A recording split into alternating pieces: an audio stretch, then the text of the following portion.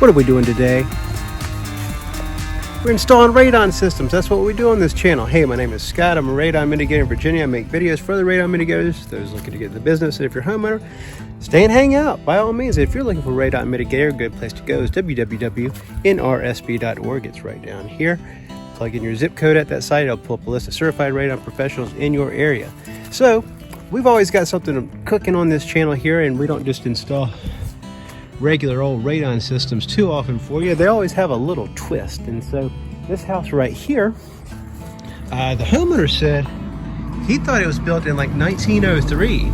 I don't know, it's old, and it's been added on to a couple times. So let me show you what we got into today. Today we did 2 small crawl spaces.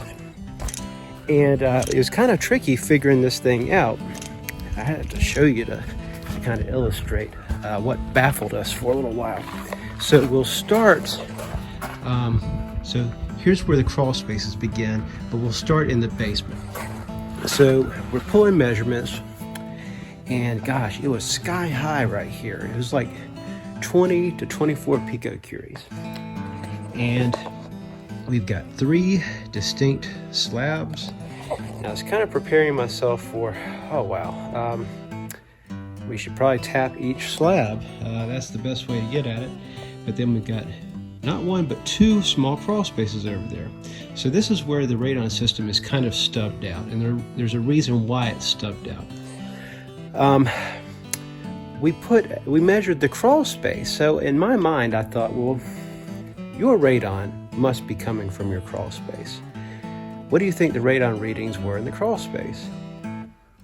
You'd think they'd be sky high, but they weren't. They were like 3 or something crazy like that.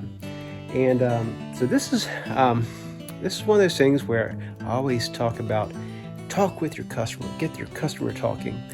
And so this particular customer loves sealing things. So he has sealed the heck out of these cracks. That's his jam. He really enjoys doing that. Well, that came to really become an advantage for us. He decided to seal this entrance to his crawl space, which once upon a time, you really have to use your imagination when you're looking at these old houses. Once upon a time, that was just a regular window, just like that. And now it's kind of a crawl space entrance, but not really. And so when he began sealing this, he noticed his measurements dropping in here. He's using a digital device. They cut in half, like, within a day or two. So the original theory that the radon was coming from over there was correct, but I mean, it was like being drawn through this area to where it wasn't even showing up over there. It was really baffling. So what we've decided to do is we've decided to treat the crawl space, and of course we'll measure here, and also the bedroom above where the crawl space is. And if we knocked it out, then we'll just stop. But if we don't have, if we don't bring it below 4 picocuries, that's the goal, then we've got room to add on to this. I haven't glued it yet, and got the manometer there, so we're set to stop if needed, but we're set to easily expand. Well, it ain't gonna be easy tapping into 3. I would go ahead and tap into all 3 floors, because I doubt they're really connected, and I'm sure there's next to no gravel under these bad boys. But so we're doing this we're calling this phase 1, and that's the thing with this radon game. It's just, well, I tell customers all the time this: hey, if I install a water heater for you, it either works or it doesn't. Radon's a different game. You gotta wear your little scientist hat and be willing to do experiments.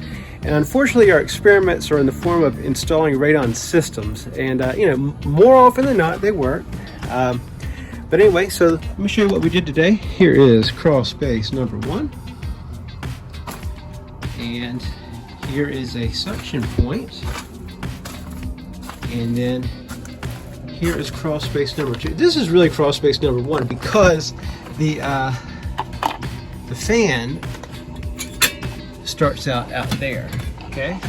remember the fan, comes on in here, and then we've got a suction point tapped into this crawl space.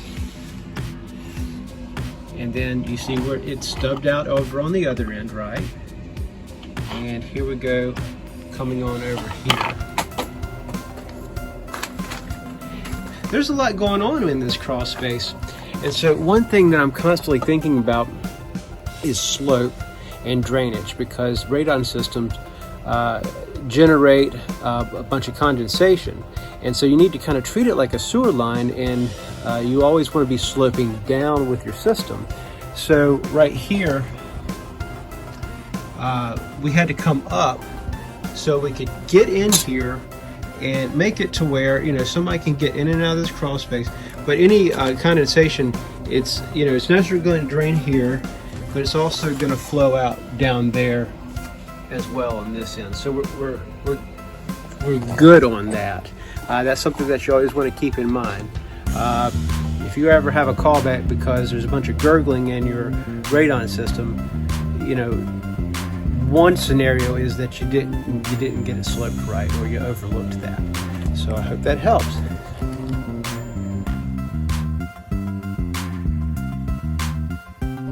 And I hope this video helps you. I try to make helpful videos that are you know, a little different than the normal ones that you see out there in radon world. And if it did help you, by all means, why don't you smash that like button and consider subscribing. I drop lots of content on the radon community. Does it cost you a dime? It means the world to me. All right, see you in the next video. Thanks for watching.